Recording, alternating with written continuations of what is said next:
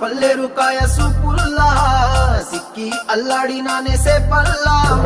పసిడి పచ్చాని అరసేతుల్లా ధర పోస్తా ప్రాణాలు తానే అడగాల సీతా కోకల్ల రెక్క విప్పేలా నువ్వి నాలోన రంగు నింపాలా మళ్ళీ అందాల సెట్టు మళ్ళీ గంధాలు మీద చల్లి నన్ను ముంచి వేసేనే తనపై మనసు జారి వచ్చాయే